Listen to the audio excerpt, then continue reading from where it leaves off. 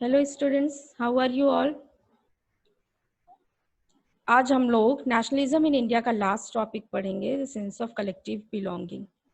ठीक है, इसमें हम लोग सेंस ऑफ कलेक्टिव बिलोंगिंग क्या है कि कलेक्टिव बिलोंगिंग मतलब एक जैसा, हम लोग सब, हम देश के सब लोग एक हैं, ऐसा फीलिंग, ऐसा सोच लाना is the sense of collective. तो ऐसा क्या किया गया नेशनलिज्म के समय में, फ्रीडम फाइटिंग के समय में, कि लोगों के अंदर में ये फीलिंग आई कि हम सब लोग एक इस देश के वासी हैं और हम लोग सबको किसके खिलाफ लड़ना है? ब्रिटिशर्स के खिलाफ, जो कि बाहरी है। ठीक है, तो चालू करते हैं। इसमें आप देख सकते हो पिक्चर में Bal Gangadhar Tilak as an early 20th century print है। Notice how Tilak is surrounded by symbols of unity, the sacred institution of different faith, temple, church, masjid, frame the central figure. Means he believed in all the religion. ठीक है, तो ये भी एक nationalism ही feel करा रहा है ना भाई, चाहे हिंदू है, चाहे मुस्लिम है, चाहे क्रिश्चियंस है, चाहे कोई भी हो, सब कहाँ कहाँ रहे, हमारा बॉर्न बॉर्ड सब कुछ हम इंडिया में रहे हैं, तो उसके प्रति हमारा एक फीलिंग होना चाहिए, है ना। तो ये फीलिंग लाया गया। कौन लाया था? हमारे national leaders, poets, different peoples जो इस पे काम किए to create nationalism amongst the people, to make them feel that they belongs to one nation. ठीक है, nationalism spread when people began to believe that they are all the part of the same nation. nationalism spread, nationalism जो था वो spread हुआ लोगों के अंदर में इस विश्वास के साथ कि वो एक ही, सब ये सब लोग जो हैं वो एक ही नेशन को बिलोंग करते हैं। And when they discover some unity that binds them together, और जब उन लोग ने ये समझने लगा, जब उनके अंदर ये विश्वास आ गया, तो ऑटोमेटिकली उनके अंदर में एक यूनिटी बाइंड हो गई, एक दूसरे के लिए यूनिटी आ गई, मतलब यूनाइटेडली सब काम करना है, ये उनके अंदर एक क्वालिटी आ गई। But how did the nation become a reality in the mind of the people? लेकिन how did the nation become a reality? Nation become a reality in the mind of the people. लोगों के mind में nation word कैसे आया? How did people belonging to different communities, region and language group develop a sense of collective belonging? उनको कैसे मतलब अलग अलग जाति, अलग अलग कम्युनिटी, अलग अलग रीजन, अलग लैंग्वेज के होते हुए भी उनको ये फीलिंग कैसे आई कि उन लोग सब एक देश के वासी हैं? ठीक है, ये आया है the identity of the Nations. हमने नेशन को एक आइडेंटिटी दी। हमने चैप्टर 1 में भी पढ़ा था, डिफरेंट, हर कंट्री अपने देश को एक आइडेंटिटी दे रहा था। जैसे जर्मेनिया, एलिगरी जिसको बोला गया है, मतलब अपने देश को एक आइडेंटिटी देना, है ना। तो जर्मन के लोग जर्मेनिया, अलग अलग देश के लोग अपने अपने देश का एक आइडेंटिटी दिया। तो वैसे ही हमारा देश भी एक आइडेंटिटी दिया अपने नेशन को, और वो था भारत माता। ठीक है, तो the identity of the nation, as you know, is most often symbolized in a figure or image. उनको एक इमेज दिया, किसको? नेशन को एक इमेज मिला, and this helps create an image with which people can identify the nation. अब क्या हो गया कि लोग अपने नेशन को इस इमेज से देख रहे थे। ठीक है, लोग अब अपने, this helps create an image with which people can identify the nation. ठीक है, लोग क्या देखने लगे थे? अब नेशन को एक इमेज में देख रहे थे। ठीक है, it was in the 20th century with the growth of nationalism, 20th century में जब nationalism बढ़ रहा था लोगों के अंदर, maximum part of the country started fighting against the Britishers, उनके अंदर nationalism जब क्रिएट हो गया था, that the identity of India came to be visually associated with the image of Bharat माता। और उसी समय हमने इंडिया को एक identity of India came to be visually, एक विजुअल रूप दिए थे और इमेज बनाया किसका, भारत माता का। ये है हमारे नेशन की आइडेंटिटी। ठीक है, तो हमने भारत माता आइडेंटिटी दी। The image was first, very important, the image was first created by Bankim Chandra Chattopadhyay. ठीक है, ये इमेज सबसे पहले किसने बनाया था, Bankim Chandra Chattopadhyay. And in 1870s he wrote Vande Mataram as a hymn. Hymn मतलब मंत्र, जैसे हम हर भगवान का एक मंत्र होता है, चैंट करते हैं ना, तो उसी तरीके से हमने भारत माता को भी एक मंत्र दिया, जिसका जो वंदे मातरम था। और किसने लिखा था, it was in this 18 in the 1870 he wrote, who wrote, Bankim Chandra Chattopadhyay wrote Vande Mataram as the hymn to the motherland। अपने मातृभूमि के लिए उन्होंने एक मंत्र लिखा, भारत माता के लिए उन्होंने एक मंत्र लिखा, Vande Mataram. Later it was included in the novel Anandamath and widely sung during the स्वदेशी movement in Bengal। और बाद में इसको एक नॉवल में डाले, जिस नॉवल का नाम था आनंद मठ, जो कि स्वदेशी मूवमेंट के समय में बंगाल में, ऑल ओवर बंगाल में ये गाया गया है। ठीक है, moved by the Swadeshi movement, Abhinendranath Tagore painted his famous image of Bharat माता। और स्वदेशी मूवमेंट के साथ साथ जैसे जैसे स्वदेशी मूवमेंट आगे बढ़ रहा था, वैसे वैसे ही उसी बीच में अभिनेंद्रनाथ टैगोर ने भारत माता के इमेज को पेंट किया।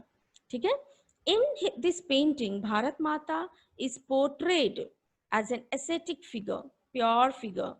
शी इज काम, उनका जो फिगर बना था वो एकदम शांत, काम, composed, means he can have lots of things. मतलब सोचो, भारत माता कैन हैव, उनको उनके ऊपर कितना अत्याचार हो, लेकिन फिर भी वो शांति से सुन रही, composed, divine and spiritual.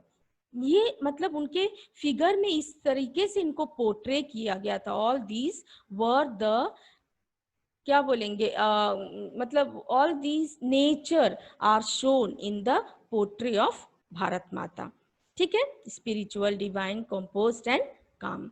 In subsequent years the image of Bharat Mata acquired many different forms, बहुत अलग अलग फॉर्म्स लिए, and is circulated in popular prints में, किताबों में, पेपर्स में, पैम्फलेट्स बंटने लगे, लोगों को पता चलने लगा कि देयर नेशन, उनके नेशन को एक आइडेंटिटी मिली है, दैट इज द भारत माता, and is circulated in the popular print and was painted by different artist. पहला तो बंकिम चंद्र चट्टोपाध्याय, अभिनेंद्रनाथ टैगोर, ये सब मिल करके भारत माता को पोर्ट्रे किए थे। लेटर जब वो एक बार पोर्ट्रे हो गया तो बहुत सारे डिफरेंट आर्टिस्ट भी उनके अलग अलग पिक्चर्स बनाए, पेंट किए। Devotion to this mother figure came to be seen as the evidence of one's nationalism। और यहाँ पे devotion to his mother figure, अब हम इनको, ये जो थी, ये नेशन जो भारत माता थी, ये कौन थी, हमारी माँ थी, जिसको हम भारत माता बोलते हैं। तो इनके प्रति हमारा डिवोशन था, और ये हर जाति, हर रिलीजन, जो भी इस देश के लोग थे, उनके लिए वो माँ थी। और ये जो कॉमन माँ थी, वो नेशनलिज्म लोगों के अंदर क्रिएट किया, means they are fighting for a single mother, that is the Bharat माता।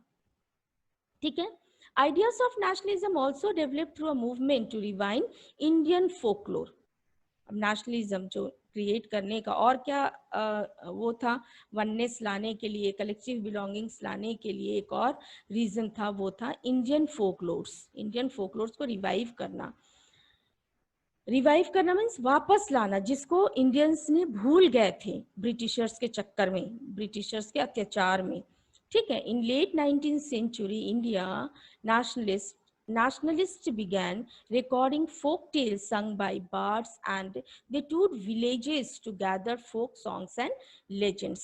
और जो नेशनलिस्ट थे वो क्या कि उन्होंने कलेक्ट किया, रिकॉर्ड किया folk tales of the different. Folk tales क्या होता है, हर स्टेट के अलग फोक्स होते हैं। जैसे आप डांस में भी अपन जब फोक डांस बोलते हैं तो गुजरात का, राजस्थान का, गुजरात का क्या है, गरबा है, तो महाराष्ट्र का, मतलब every states have different folks, है ना।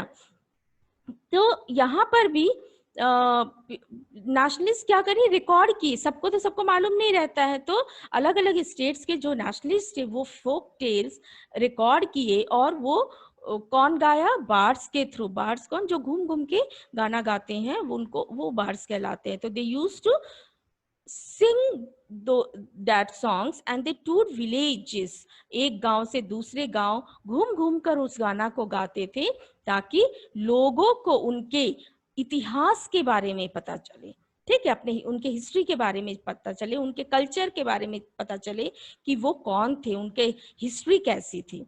These tales they believed gave a true picture of traditional culture। और ये जो टेल्स थे, जो कि बार्ड्स के थ्रू गाना गाया जा रहा था, ये लोगों को उनके अस्तित्व के बारे में बता रहे थे कि दे बिलोंग्स टू whom, वो किसको बिलोंग कर रहे हैं, जो कि आज ब्रिटिश के राज में अपने आप को असहाय फील कर रहे हैं, वो actually they belongs to such people, ठीक है।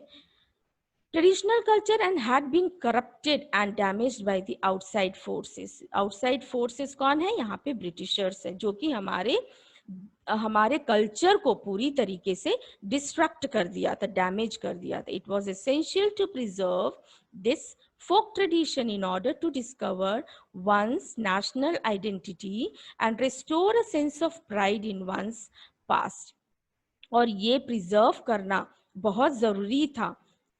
ये जो फोकलोर्स हैं, फोक टेल्स हैं, जो कल्चर है, जो ट्रेडिशन है, ये सभी चीजों को प्रिजर्व करके रखना जरूरी है, और लोगों को जानना जरूरी है कि वो एक ऐसे नेशन को बिलोंग करते हैं जिसपे उनको प्राइड करना चाहिए, ठीक है। उन लोग भूल ही गए थे कि उनके जो नेशन की क्या क्या अच्छाइयां हैं, ठीक है। तो इस चीज को नेशनलिस्ट ने क्या किया, रिवाइव किया, लोगों को बताया।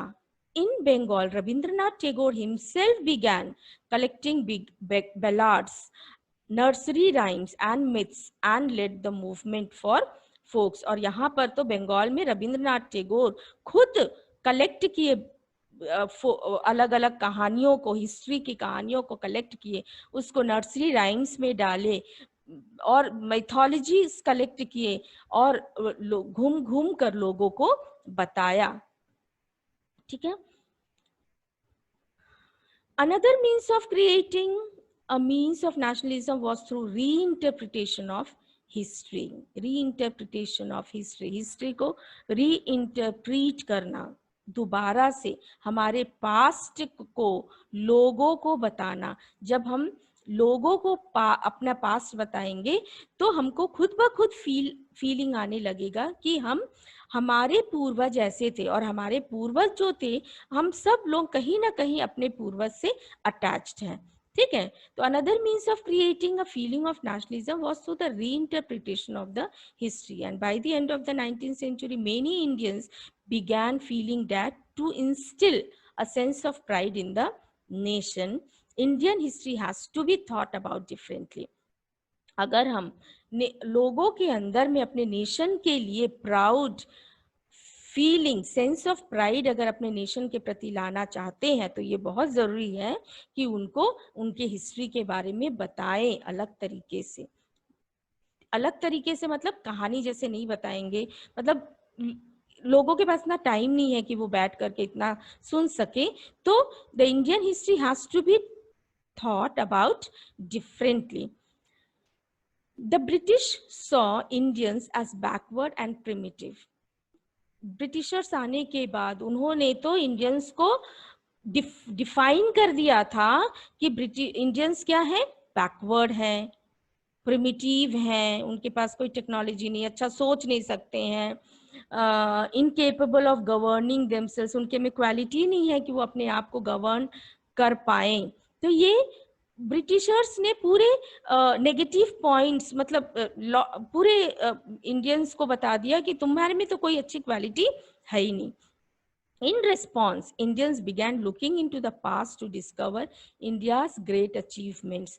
तो जब उन्होंने ये बोला तो ये कौन, हमारे जो लीडर्स थे, उन्होंने इसके विपरीत में उनके उनके बोलने के रिस्पॉन्स में क्या बताया, India began looking into the past. उन्होंने अपने पास्ट में देखना चालू कर दिया and discovered that India's great achievement, that India के पास बहुत सारे अचीवमेंट, उनकी हिस्ट्री जो थी वो बहुत ब्राइट थी. They wrote about the glorious development in the ancient times. उन्होंने किताबों में अपने हिस्ट्री के बारे में, अपने हिस्ट्री के ग्लोरी के बारे में लिखा. When art and architecture, science and mathematics, religion and culture, law and philosophy, crafts and trade had flourished. Past में आप 1000 साल पीछे अगर चले जाएंगे तो हमारे हिस्ट्री में हिस्ट्री हर तरीके से प्रॉस्परस थी, ग्लोरियस थी. चाहे वो कोई भी फील्ड हो, आर्ट हो, आर्किटेक्चर हो, साइंस हो, मैथ्स हो, रिलीजन हो, culture, law, philosophy, craft, trade, हर चीज फ्लरिश्ड था. आप अपने पिछले बुक्स में ही चले जाइए तो आपको पता चल जाएगा. आपने 6 में क्या पढ़ा, 7 में क्या पढ़ा, 8 में क्या पढ़ा. 8 में तो खैर हम लोगों ने पूरा ब्रिटिश इंडिया के बारे में ही पढ़े. तो 6 और 7 के बुक में पढ़ने से ही आपको काफी हिस्ट्री के बारे में पता चलेगा कि उस समय हम कितने ज्यादा ग्लोरियस थे, मतलब डेवलप्ड थे. ठीक है, और we should have the pride on that. ठीक है. This glorious time, in their view, was followed by the history of decline when India was colonized. और ये जो glorious time था वो खत्म हो गया जब से हमारे देश में ब्रिटिशर्स आ गए. These nationalist histories urge the reader to take pride in India's great achievement in the past and struggle to change the miserable condition of life under British rule. और नेशनलिस्ट चाहते थे कि हम वो किताब को पढ़ें और अपने आप को प्राउड फील कराएं कि हमारा जो पास्ट था वो ग्लोरियस था, एंड स्ट्रगल टू चेंज, और हम स्ट्रगल करें और इस माइजरेबल कंडीशन से बाहर निकले. और ये तभी हो सकता था जब हम ब्रिटिशर्स को अपने देश से भगा पाएंगे, क्योंकि वही हैं जो हमारे देश को डिस्ट्रक्ट कर रहे थे, डैमेज कर रहे थे. These efforts to unify peoples were not without problems. तो ये क्या एफर्ट्स जो हम कर रहे थे, क्या ये इतनी आसानी से हमको मिलने वाली थी? नहीं, हमको स्ट्रगल करना था उसमें. When the past being glorified was Hindu, when the image celebrated were drawn from Hindu iconography, then people of other communities felt left out. और जब पास्ट में, when the past being glorified was Hindu, जब सब लोग अपना देखने लगे past, तो उन्होंने देखा कि हिंदूज ज्यादा ग्लोरीफाई थे. And when the image celebrated were drawn from Hindu iconography, और जो कुछ भी इमेजेस लग रहे थे वो सब हिंदू आइकोनोग्राफी था. तो जो बाकी कम्युनिटीज, रिलीजियस कम्युनिटीज के लोग थे, वो लोग ने अपने आप को अलग, मतलब लेफ्ट आउट फील करना चालू कर दिया. ठीक है. In Madras, Natasha Sastry published a massive 4-volume collection of Tamil folklores. इन्होंने हिस्ट्री को कलेक्ट करने के लिए 4-वॉल्यूम कलेक्शन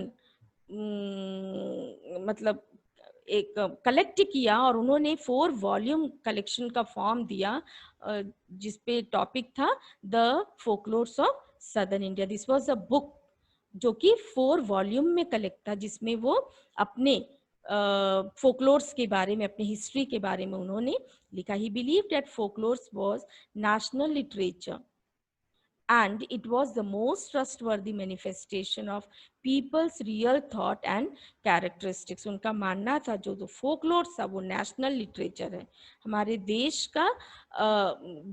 का प्राइड है, और इसको हमको संभाल के रखना चाहिए था, चाहिए, और उसी पे हमको काम करना चाहिए. ठीक है. as the national movement developed, जैसे जैसे नेशनल मूवमेंट डेवलप होने लगा,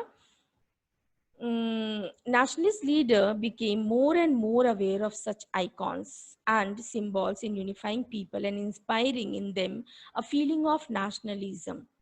लोगों के अंदर में नेशनलिज्म, अलग अलग आइकॉन्स सिंबल्स बनाने लगे पीपल को यूनिफाई करने के लिए और इंस्पायर करने के लिए द फीलिंग ऑफ नेशनलिज्म, लोगों के अंदर नेशनलिज्म की फीलिंग है, इसके लिए उन्होंने डिफरेंट आइकॉन सिंबल्स बनाना चालू कर दिया so that the people will get unify. During the Swadeshi movement in Bengal, a tricolor flag, red, green और yellow color का बना was designed when in Bengal. स्वदेशी मूवमेंट के समय में, मतलब स्वदेशी मूवमेंट एक्चुअली में आंध्र प्रदेश में नॉन कोऑपरेशन मूवमेंट को ही कहा गया है. ठीक है, तो ये अलग अलग कलर में बनाया गया था, रेड, ग्रीन और yellow, and it has 8 lotuses. उसके अंदर में फ्लैग में 8 लोटसेस रिप्रेजेंट किया गया था, जो कि 8 प्रोविंसेस ऑफ ब्रिटिश इंडिया को रिप्रेजेंट कर रहा था.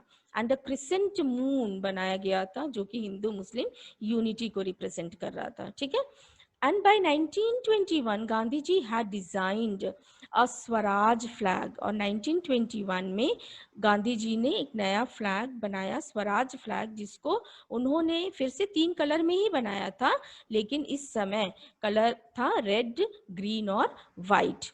ठीक है, और बीच में स्पिनिंग व्हील था, जिसको जो रिप्रेजेंट कर रहा था Gandhian's ideas of the self help, means we should believe in our self, हमको अपने आप में बिलीव करना चाहिए, मतलब सेल्फ रिलायंस करना चाहिए. ठीक है, carrying the flag, holding it aloft during marches, carrying the flag, holding it aloft during marches become a symbol of defiance. और ये क्या, जो फ्लैग लेके लोग उस समय फ्लैग ले करके नॉन कोऑपरेशन मूवमेंट का पार्ट बने, और ये था सिंबल ऑफ डिफियंस, मतलब हम अपने आप को अपने लिए लड़ रहे हैं. ठीक है, अब हम लोग कंक्लूजन में चलते हैं. दिस कंक्लूजन क्या है, पूरे चैप्टर का शॉर्ट में समझाया गया है. A growing anger against the colonial government was thus bringing together various groups and classes of Indian into the common struggle for freedom in the first half of the 20th century. में हमने पढ़ा कि किस तरीके से अलग अलग लोग, अलग अलग क्लास के लोग अलग अलग मोटो के साथ में फाइट कर रहे थे. The Congress under the leadership of Mahatma Gandhi tried to channel people's grievances into the organized movement. फिर महात्मा गांधी की एंट्री हुई और उन्होंने किस तरीके से पूरे देश में घूमा, लोगों के दुखों को जाना, और उसके बेस पे उन्होंने ऑर्गेनाइज्ड मूवमेंट चालू किया. किस लिए? For independence. Through such movement the nationalist try to forge a national unity. और इस मूवमेंट के थ्रू गांधी जी क्या चाहते थे? यूनिटी चाहते, वो चाहते थे कि लोग यूनाइटेड होकर के अपने देश के लिए लड़े. But as we have seen, diverse groups and classes participated in this movement with varied aspiration and expectations. और हमने देखा कि हर लोगों का जो मोटो था, डाइवर्स ग्रुप का जो मोटो था, मूवमेंट में पार्टिसिपेशन का जो था वो डिफरेंट था, उनकी एस्पिरेशन डिफरेंट थे, उनके एक्सपेक्टेशंस डिफरेंट थे. As their grievances were wide ranging, freedom from colonial rule also meant different things to different people. Again think, क्योंकि जब grievances अगर सबके अलग अलग है तो वही colonial, मतलब colonial से छुटकारा पाने का रीजन भी, freedom from the colonial also meant different things to different people. हर अलग अलग लोगों का अलग अलग ही मोटो होगा colonials के खिलाफ लड़ने का. The Congress continuously attempted to resolve differences and assured that the demand of one group did not alienate another. और कांग्रेस ने पूरी कोशिश की कि सारे डिफरेंसेस को खत्म करते हुए, मतलब कोई भी एक दूसरे से एलिनिएट फील ना करे, सब लोग मूवमेंट का पार्ट बने. This is precisely why the unity with in the movement often broke down. और कहीं ना कहीं मतलब एक करने के चक्कर में, जब कांग्रेस एक करने की कोशिश कर रहा था, लेकिन अगर हम किसी का साथ दे रहे थे तो कोई एलिनिएट फील हो रहा था. और यही रीजन था कि मूवमेंट बहुत ज़्यादा प्रॉस्परस नहीं हो पाया, and it sometimes it broke down, and the high point of the Congress activity and nationalist unity were followed by phases of disunity and inner conflict between the groups. और ये था reason कि कांग्रेस के अंदर में ही बहुत सारे मतभेद आ गए थे लोगों के अंदर में। हमने लास्ट टॉपिक में पढ़ा था रिलीजियस सिविल डिसोबीडियंस प्रॉस्पर नहीं होने के पीछे क्या डिफरेंट रीजंस थे, वो सारे आ जाएगा। इस वजह से डिसयूनिटी आ गई थी और यही रीजन था सिविल डिसोबीडियंस प्रॉस्पर नहीं हो पाया। In other words what was emerging was a nation with many voices wanted freedom from the colonial regime. और पूरा ओवरऑल कंक्लूजन देखा जाए तो द मोस्ट इम्पॉर्टेंट क्या था, what was emerging was a nation with many voices, अलग अलग voices के साथ में पीपल इमर्ज हो रहे थे और उनको सिर्फ एक ही चीज चाहिए था, freedom from the colonial rule। तो यहाँ हमारा पूरा चैप्टर कंप्लीट होता है। See you, bye bye with the next chapter.